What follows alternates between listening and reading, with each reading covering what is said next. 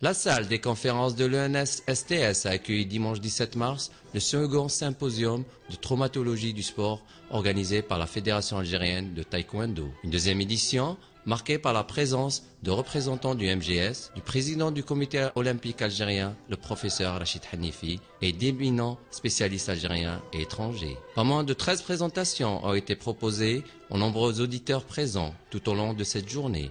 Des traumatologies spécifiques aux athlètes de performance, mais aussi au grand public ont été étudiées. Les docteurs Razzik et Benamerouche de l'EHS Benaknoun se sont intéressés à la fracture du scaphoïde carpien chez le sportif, suivi du professeur Leviette, membre de la DTN française de tennis. Il chapeaute la prise en charge médicale des joueurs présents aux internationaux de France, de Roland-Garros et du tournoi de Paris-Bercy, a traité la luxation du cubital postérieur au poignet.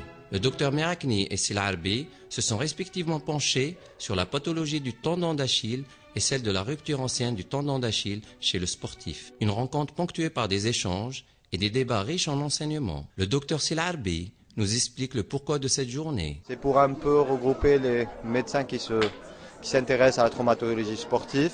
Et comme vous le savez très bien, actuellement, le sport est un pilier et une discipline indissociable du sport, surtout du sport de haut niveau. Je pense que les sujets traités étaient vraiment très intéressants et je pense que c'est très important de développer la traumatologie du sport parce que les sportifs sont actuellement soumis à des grosses lésions et lorsque le diagnostic est méconnu, ça peut entraîner des séquelles graves.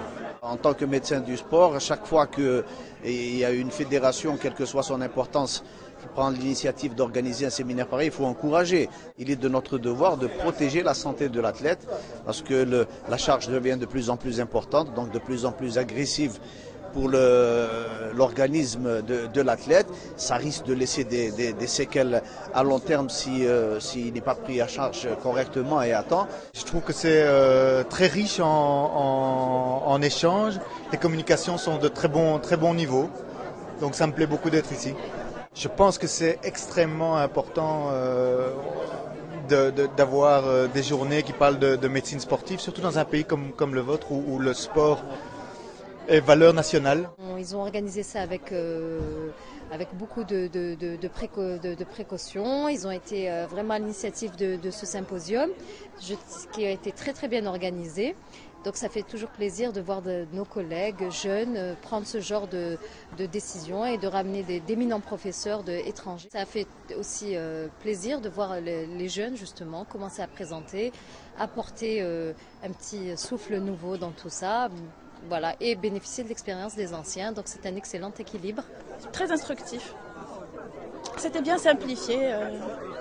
Moi personnellement, ça m'a beaucoup plu.